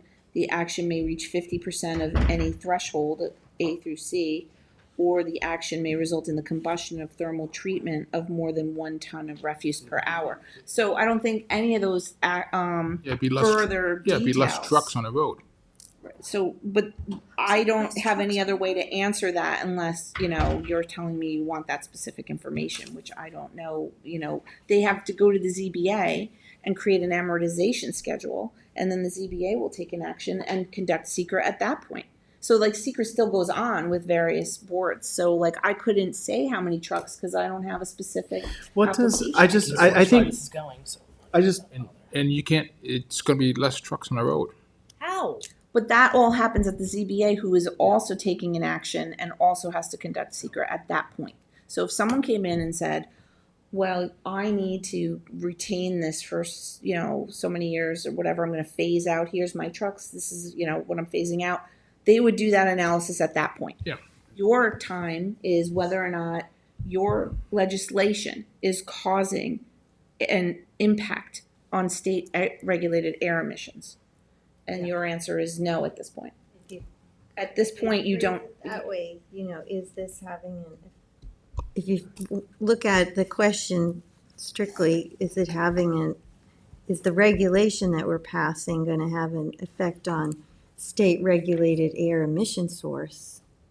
Now, if I you would were say no. changing a code to allow some kind of truck depot, and now you're attracting all these trucks who are idling and creating this whole thing, your action would be potentially including a state emission problem. Because that's your action. You would be doing something. In this case, you're amortizing a use. That use will go away. Eventually, there's no trucks. You're going down to zero. So how are you impacting an air emission source? So that's no. I Okay. mean, And unless- so are these, I guess one of the questions that I have is, are we considering these answers, or will planning be considering these answers in sort of the context of long term, right? Is this, are you looking at this as hypothetically this amortization law passes, here are the impacts, right? Is that correct? Is it a long term or is this a short term consideration? Short-term consideration, So- because so it- a specific application, you're creating a structure for a specific sand mine owner to go to the zoning board of appeals and say, I need to keep this for some specified amount of time. Right. Or you're saying if you don't make that showing, it's 7 years or whatever your time. Well, that I think that was the right. Yeah, once he does all the paperwork But and if you proves what he don't can come do. and show that, then you're, unless it says unless shown otherwise. So it's considered that someone is coming in to show you the things that we typically in land use look at for an amortization schedule. The depreciation of equipment, how much they paid for in the property when they first got it, blah, blah, blah, all the things. They go to they go to your zoning board of appeals. They look at all that, make a decision. At that point, they may say something about the trucks on the road or air emissions, but you're not saying that because we don't care. I don't know that you don't care. It's that it's not germane to your action now. What's germane to our action now is testimony we received. We received testimony about additional traffic on the roadways. We received testimony from our highway superintendent about the potential impacts to our budget and the cost of maintaining our roadways. That's not an impact on air. That's not an impact on you. This is a General. general because I can see where this is going, and I mean it's already going there, and it's where it's going to go, and it's going to be what it's going to be. But we had a public hearing. We had specific questions that were raised that we told people we were going to get the answers to: traffic, costs on construction, all of these things. Maybe you can whitewash that however you want. It doesn't. No, I'm not you specifically, but we can say that this is not going to. What we're doing is not going to affect everything. The ZBA is going to figure out how it's going to affect everything. Well, it's not. We're kicking the can to them. But you have literally, and I'm not. You are the lead agency, so you are voting on this action now. The action you're proposing to take is to end the unlimited time frame associated with a non-conforming use. You want to put timeframes around that issue. Just creating a process. So That's what we're if you doing. want to put timeframes around an issue to phase out a use, you're allowed to do that. And And you're saying this action doesn't have these impacts because we're phasing it out to zero. You're not adding new things, you're taking them away. You're saying, well, by taking them away, we're changing our industry. But those are economic considerations. These are environmental impacts that we're looking at right now. we had a couple of sand mines that actually say that 80% of all their sand goes west. So this sand's going out of Southampton town, and you're going to have less traffic because you don't have 80% of the sand going there. And I would just say to Bill's point, and Cindy, I'm just saying that there was a lot of testimony, and we received testimony with a lot of different perspectives. As you referenced some, I think there's perspectives that say otherwise as well. But, you know, my question is really on the specific parameters of this form. You know, particularly Part 2, Section 1, the impact on land. I'm just wondering, you know, can we say with confidence that any proposed action here with respect to amortization wouldn't cause any physical alteration of the land? I mean, we don't necessarily know that. We don't know what, for instance, the zoning board of appeals may recommend, and we don't know what each specific. This is very, very specific. Is your action right now causing a machine to make some impact on a piece of property? Amortization itself. Yes. Okay. Your action is amortization. There is no other, you know, all the downstream effects, which you're talking about, are important if there's an environmental impact. But your action is to set a parameter around a time frame for someone to phase out a use. So what are the environmental impacts of that?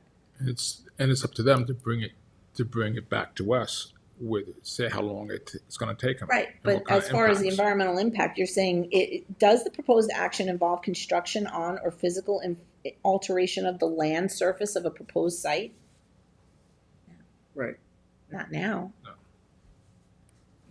You have to look at it like very like logically and pragmatically, but we can, you know, if you wanted to say, well, I don't think I'm looking at it illogically, Janice. I I'm think sorry, I didn't mean to imply that. But I'm just saying it's very pragmatic. I just want to see in terms of like what we're saying the legislative action is going to do. I just want to make sure we're being, you know, fully, you know, we're fully understanding the scope of what amortization could potentially implicate. You know, you know, obviously I get what you're saying, and the sheer pure action of amortization, what amortization seeks to do is very specific, yes. But are there specific actions that could come from Look amortization? at the rest of it and see what it says. If you were to say yes, okay, well then, does the proposed action involve construction on land where the depth to water table is less than 3 feet? Which one are you looking at now? One. 6, 7? I If thought we you were on said, 7. well, maybe it does have an impact on land, we're back to page 1. If you want to say, maybe what we do does have an impact on land, well, then it drills into, no pun intended, what impact would you have here? Are you involving the construction on land? No. Are you involving construction on slopes, 15% or greater? No. Are you involving construction on land where bedrock is exposed? No. Are you involving excavation and removal of more than 1,000 tons of natural material? No, they're already doing that. You're trying to say they can't do that. Right. The proposed action may involve construction that continues for more than a year or in multiple phases. It's already happening that way. Or you could say, you know, is that a large impact? That the impact would be we're still letting this go on for another 7 years potentially. Does it result in increased erosion from physical disturbance of vegetation removal? No, because all their reclamation plans require replanting. The proposed action located in a coastal erosion hazard area? No. So even if you want to say yes to that, the follow-ups don't lead you to The subsequent sections. Okay. So Thank you for explaining that. I think, and problem. I think it's important also for just the people to, you know, who are watching to also understand that, because I don't think they're not seeing this form either. So, but True. We but- jump it around on them. So that's thank you for all- explaining that. Sure, no problem. So that was impact on air, land, but back to impact on air. We're talking about emissions again, and I think that the impacts are no. So impact number 7, impact on plants or excuse me, plants or animals. Will it have a loss of flora or fauna? The answer I would say is no. In fact, you'll gain because you're going to end up with a reclamation plan revegetating. Well, so that's a Building long houses, I mean, so it's a long-term question. I mean, that's a long-term consideration. Saying, is this action causing someone to go out and take away an ecology of an area, the flora and fauna? And that answer is no. You're not doing that, right? You're saying come in and show us when this is gonna end. Like how to get to an endpoint. Mhm. That's not taking away flora or fauna. And Mhm. it converts then to the underlying, So, gonna yell at me. It converts then to the underlining zoning, right. which is presumed to have been in compliance with secra. So then number 8 is impact on agricultural resources. These mines do not occur in ag lands, so the answer there is no. Number 9, impact on aesthetic resources. I would say no, but the question is the land use from the proposed action are obviously different from or in sharp contrast to current land use patterns between the proposed project or a scenic or aesthetic resource. So the answer is no. You would actually probably be moving toward conformity, and that's the idea of amortization. 10, impact on historical and archaeological resources. The proposed action may occur in or adjacent to a historic or archaeological resource. 11, impact on open space and recreation. The proposed action may result in a loss of recreational opportunities. In fact, our comp plan on some of these says that we should convert this to BMX or some kind of trails or things. So I think that answer would be no, because you have opportunity potentially to convert some of these to recreational resource. Impact on critical environmental areas. The proposed action may be located within or adjacent to. Yes, the answer is yes. In this case, a CEA, a critical environmental area is SGPA. So the answer is yes there. But then it says, the proposed action may result in a reduction in the quantity of the resource or characteristic, which was the basis for the designation. No. So that would be no, or small impact. The proposed action may result in a reduction in the quality of the resource. No, because when the stated goal is to protect the groundwater in these locations. 13, impact on transportation. The proposed action may result in a change to existing transportation systems. That's your answer. Yes. So the answer may be yes, if everyone agreed. The A, proposed traffic increase may exceed capacity of existing road network. You don't know that. You don't know what the projected traffic increase is. So you can say no or small impact, or you could say moderate to large. We're talking about 2 active mines at this point in 2 different locations. B, the proposed action may result in the construction of paved parking for 500 or more vehicles. No. The proposed action will degrade existing transit access. No. The proposed action will degrade existing pedestrian or bicycle accommodations. No. The proposed action may alter the present pattern of movement of people or goods. And then this is your question. Is that no, it won't, or a small impact, or moderate to large? And if you wanted to say, now I just want to explain some more on secra here, how we do this. If it's no or small, you're moving toward, I don't need further information. If it's moderate or large, you're moving toward, I need more information. Right. So you have to make a decision as the lead agency, and then in our part 3, the rationale would explain the basis for your decision. So you have to think about It's not gonna, those things. movement of people or goods, it's not gonna have So you're a, talking about the movement of sand in a dump truck somewhere. Construction is one of our biggest industries out here. Right. It's not gonna alter it. But is it going to alter the present pattern? Yeah.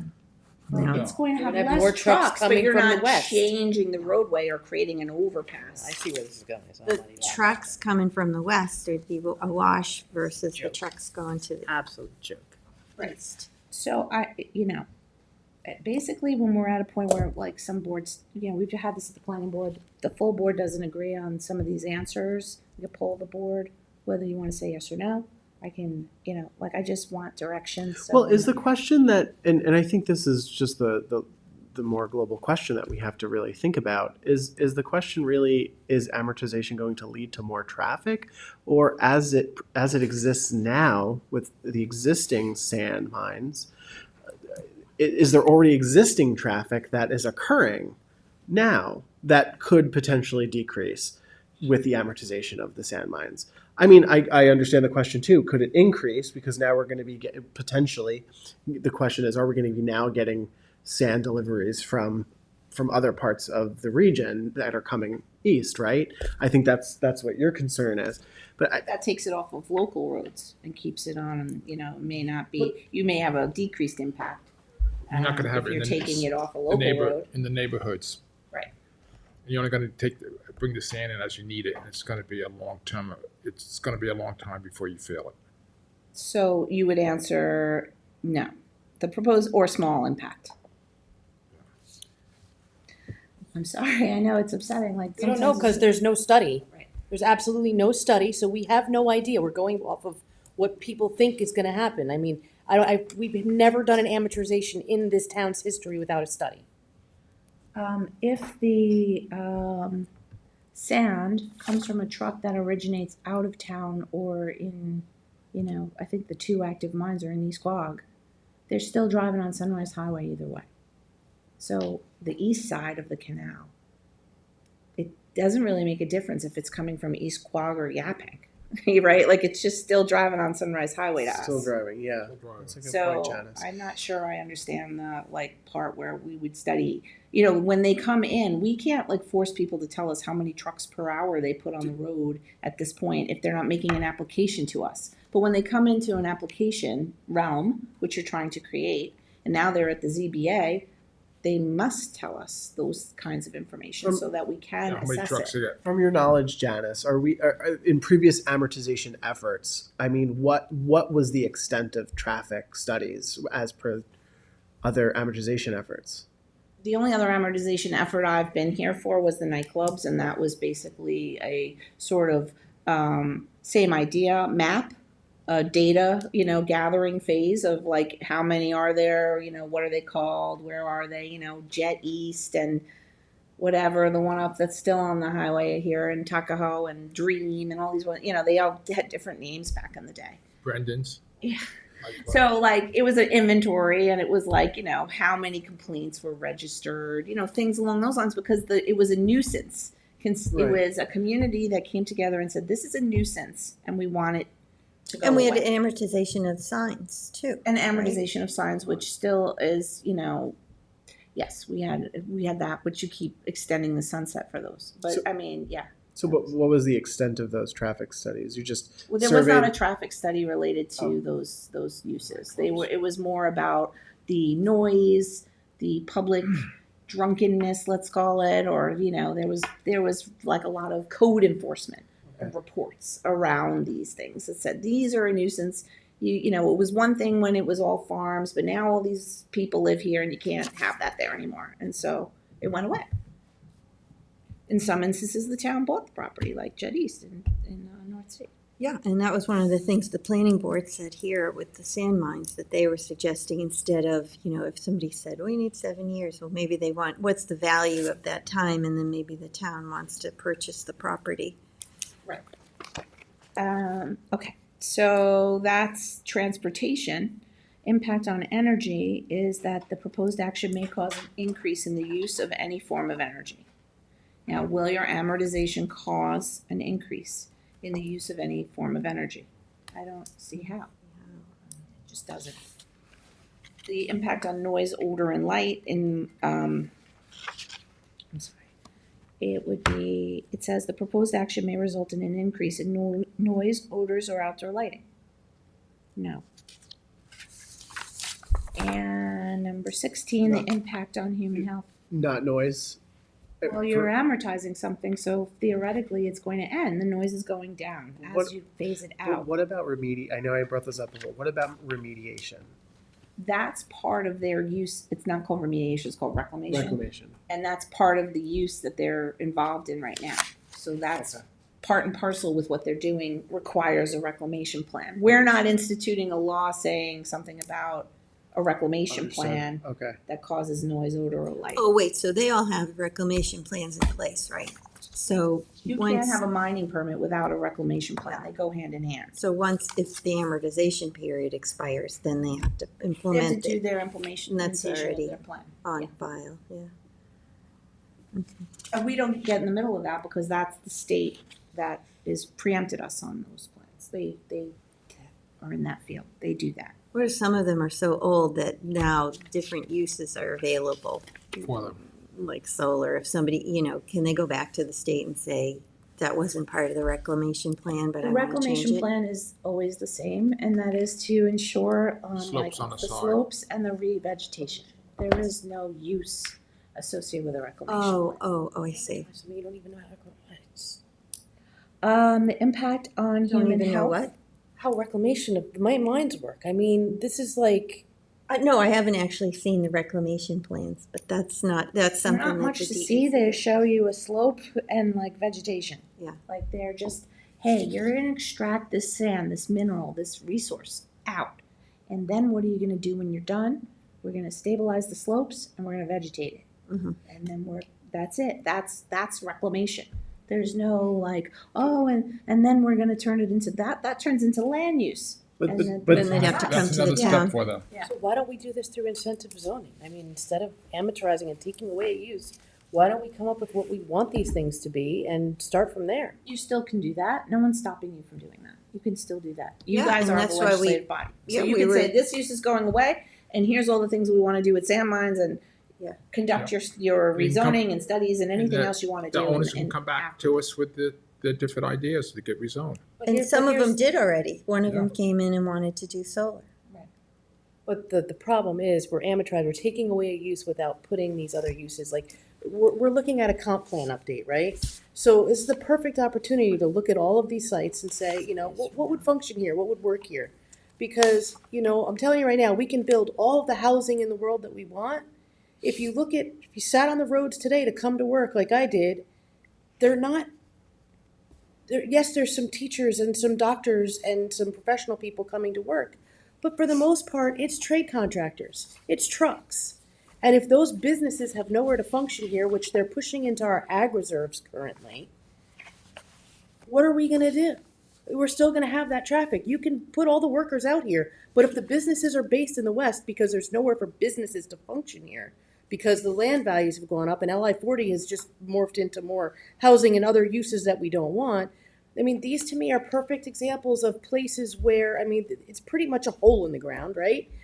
Perfect places for trade contractors with worker housing above those trades. I mean, these are, smart things that we should be thinking about. Those are zoning changes you can still do. This is an amortization of this type of use. so Why that you go then- through amortization? Why not go through what do we want to see That's here a question and for your work with these colleagues. two mine owners too, to come up with a plan for what we want to see on these sites and work with them to incentivize them to change their use instead of putting the ZBA and all of these owners through all of this process of getting rid of a use with nothing in place to replace it other than CR 200. We still can. After this is all done, they can come back and say, hey, I want to put housing, workforce housing, I want to build 20 units for landscapers and painters and whatever kind of contractors want to work out of there. You could rezone things to LI 40. You just have to remember that these locations are in the special groundwater protection area. So whatever use Careful. you do choose, you want to Yeah. make sure it's compatible with the groundwater The groundwater, concerns. and protect the neighborhood too. So We don't have to do a code for incentive zoning. They can come in like one of them already Yeah. did and say, no, I feel like I don't want to go through this whole thing and I still want to get value out of the property, so I'd like to do this kind of a project. you can set up how you want people to come in and pitch whatever, It's really up to or them. on No your one's own taking- motion, you can say, let's do a study of these properties and see what the community wants to see there and go through that planning effort.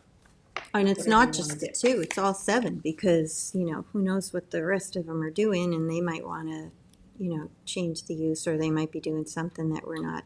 It just comes down to Used to like it. most of the sand mines were rezoned to 5 acre zoning, and then now looking at that and saying, is that appropriate? You have one in front of you, or will be back soon. The the asphalt plant that was an LI 40. It got rezoned to CR 200 5-acre zoning, and now you're looking at it and going, it doesn't make any sense, we should put it back to LI 40. Like, you can, change things. Nothing has to stay stuck. the sand line across Yeah, the street. so. But right now, the 5, we don't have any right to access the property and we can't enforce the reclamation, right? But with this, we can, they'll have to come to us and show us what they're doing. Yep. So this really affects all of them. Amortization is a land use tool that you can employ to remove non-conforming uses that you no longer want. And that is presumably why you're doing this, because this use is not wanted or seen as beneficial, or whatever the reasons over the groundwater, and that's what you're saying. I'm just going by if that's what the law is doing, then this is what the secret goes with it. That's all.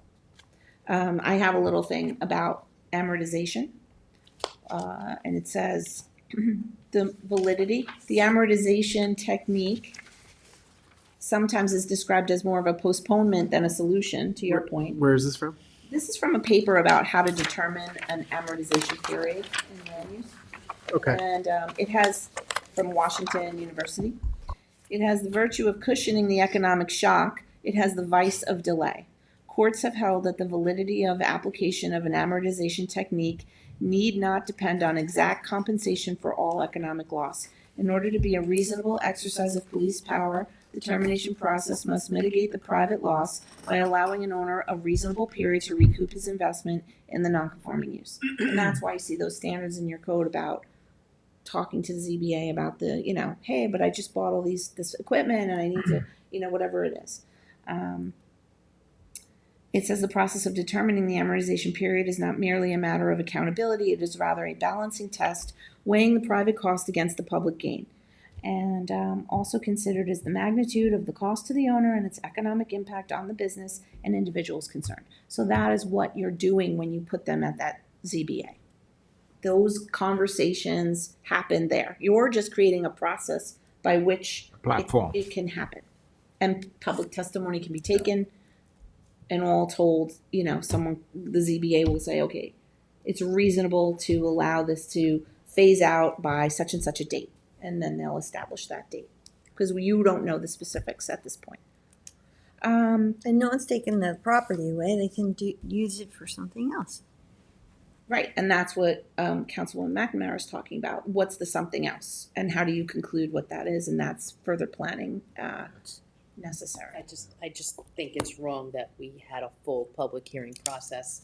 And during that public process, it was mentioned that this would be a type 1 action. There'd be the study done on impacts to costs and impacts to transportation.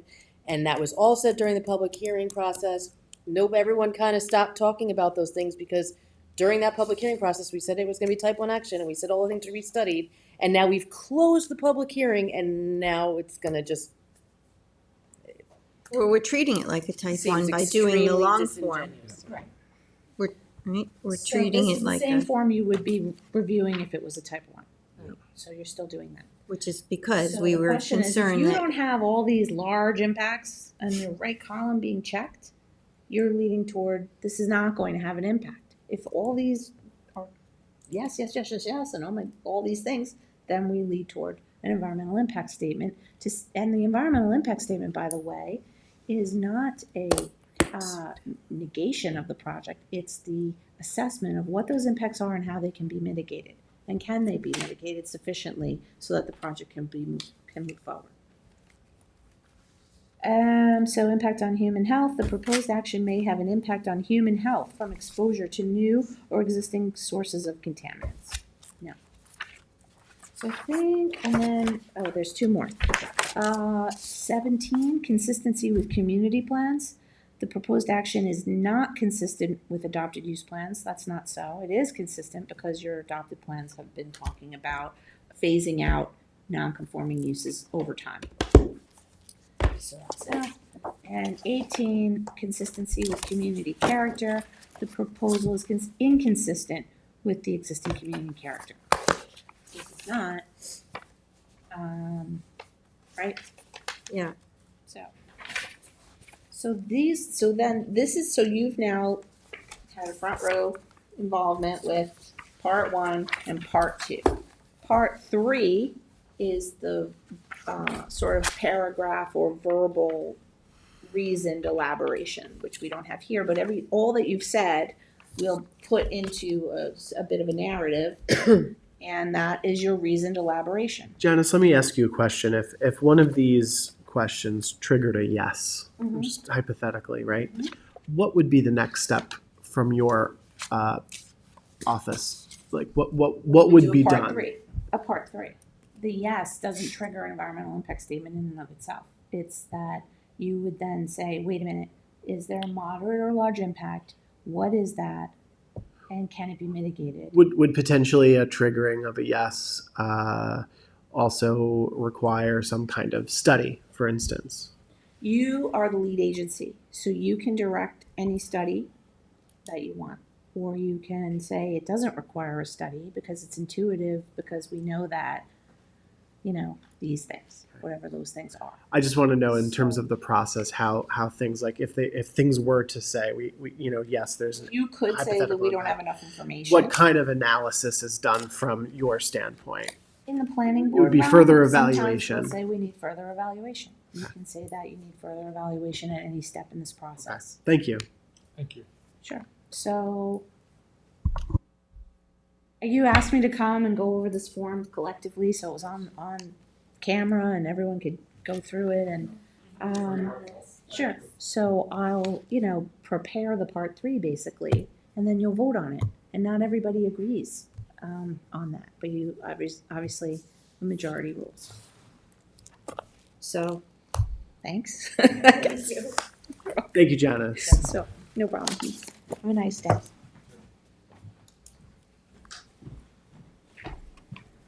so that brings us to our supervisor, task council member liaison updates. Bill, do you have any updates for us today? No? Town board. So now we're doing the town council and supervisor liaison updates. Bill, do you have anything for us today? Not that. Well, I'll just say we were at some of us were at the Southampton parade last Saturday, and it was a lot of fun. And we have the Hampton Bays parade coming up this Saturday at 11. Looking forward to that. Michael? We joined you in a meeting with Mayor Menger. Talked about some water quality projects that we're looking at. And I will say that I believe we have a work session on March 27th, right? That is the date that we will be being introduced to the Traffic Mitigation Safety Task Force's final report. We'll hear from the co-chairs, Tom Neely and Charlie McCardle, as well as some of the other members. I'm hoping Chief and Ryan Murphy will be able to make it, Tom Houghton. And we'll take a look at it. We'll be introduced to the board. And I do want to thank Christine Scalera for all her efforts to helping the process move along. I know it was a little bit of a grueling process, just a lot of meetings and a lot of gathering of information throughout the writing of the task force. I have to thank Tom Neely for putting a lot of effort into making sure we got all of it together. And it's coming along nicely, and everybody will be able to read it once it's introduced to the board, and we'll have it on for adoption, right? So what is it, like existing conditions and then comments received and then maybe a section on proposed changes? Yeah, and it's very global in the sense of looking at what the traffic situation is, looking at County Road 39, but also taking a look at some of the roads of concern or roads of note. Those are our secondary roadways or neighborhoods. Some of the different approaches to mitigation that we've tackled throughout the process of the task force, working with Chief, increasing enforcement, investing in more speed monitors, looking at a variety of other, techniques. We look at the blinking signal program, looking at where that could be expanded, looking at also some long-term infrastructure changes as well that could be potentially implemented, some of the things that we have talked about at the task force meetings. So there's a whole host of different categories and sections that will be covered, and the goal will be to hopefully bring the board up to speed on what the current situation of traffic is in the town of Southampton, which I think we all kind of know what it is.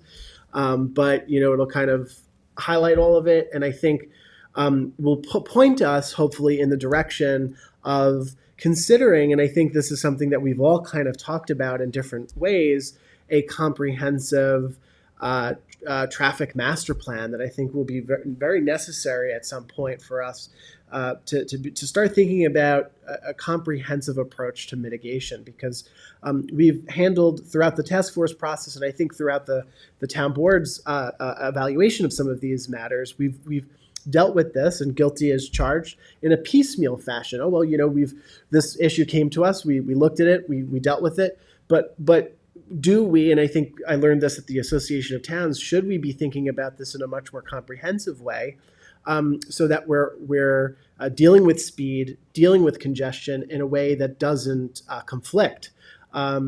Because one of the things I think this task force did certainly understand was that the congestion on 39 and congestion in other areas too, has led to other traffic problems. It's all integrated. It's all related. So one of the things I think this board is going to really have to consider is what next steps we take for a comprehensive approach to fixing some of these, Right, these issues. We're not just And it's focusing just on 39. This is Right, throughout the town. right, in a systematic way. Certainly, I believe, and I think this is what the report will focus on, is some of these short-term fixes that I think are very, very good. I mean, we're actually, Councilwoman McNamara and I were at the Hampton Bays CAC meeting last night, and we heard from a constituent who mentioned how the speed monitors are very good. They're working. Yeah, And, they are. and I met with some folks in the Shinnecock Hills area. They say the same thing, that it's working. So there's some short-term things that we need to keep continuing, but we also need to think long-term for real structural changes that will help improve the quality of life. Like if this new pilot program works that we're trying out next month, where how can we make some changes to the road itself instead of having to, pay for all the overtime staffing? But we'll see what happens. Right, we'll see what happens, and we'll hear from everybody. And I apologize for dominating the conversation. No, So. it's fine. Thank good. you. Cindy, do you have an update? Yeah, I had a meeting this week with Ryan Murphy, and I met with Chief Kiernan and members of the police department to discuss the emergency communications with the town. The more we delve into it, the more we find that we're going to it really needs more of an overhaul than we thought it did. We did put an emergency, not an emergency, but a immediate response is that Ryan Murphy now has access to the system to put out notifications, which they both said that, Chief and Ryan both said they would have, liked to have had the ability to put out more information, during the fire.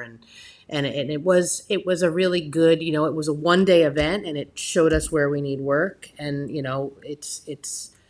it was a good thing, because we're finding some things that we can really change and work on to get more notifications to people, ways that we think we can change our emergency notification system as a whole, just to make the sign-up process easier, to make sure that people are defaulting to emergency texts and messages. So there's other things. We're going to have a whole, basically a concerted effort to get a plan in place, more so than right now. They do have access, they can get on it, and they can put out the notifications, but we want to make it a multi-pronged, how can we make the system better, kind of like what the county has with their E911 system, where they have that alert system capability, and it may actually end up being an upgrade to our current Notify Me, where the Notify Me ends up being used more for town updates, because when you go on that site, there's so many things Like you can meetings. sign up for, that we may want to discuss having a separate emergency notification system that's outside of the Parks and Rec and all of those updates, because it is so important that people get information, and especially now with social media and people posting misinformation, and then it just kind of snowballs. So it was a good meeting. It was a start. We're definitely going to be recommending some changes and some upgrades. And then the only other thing I have is the deadline for the Hometown Heroes banner program is April 1st, if anybody wants to order a banner. Well, whatever, the group comes up with and the chief and Ryan think are improvements, we can certainly make them happen. We just need, that's a good opportunity now in hindsight to look back and say, how can we do better? So we'll look forward to getting that information from them. And then you expanded the Hometown Heroes banner program, right? Now you can, it's not just you, It's just the park. We're leaving it at the park this year. but I mean the people who qualify. Oh, yes, if it's, you can, the honorees can be either residents themselves or family members of residents. That's good. All right. Next year. Yeah. So then it's time for us to end our meeting here today. And I need a motion to go into executive session for personnel acquisitions and litigation, and then we'll close. Second. All in favor? Aye.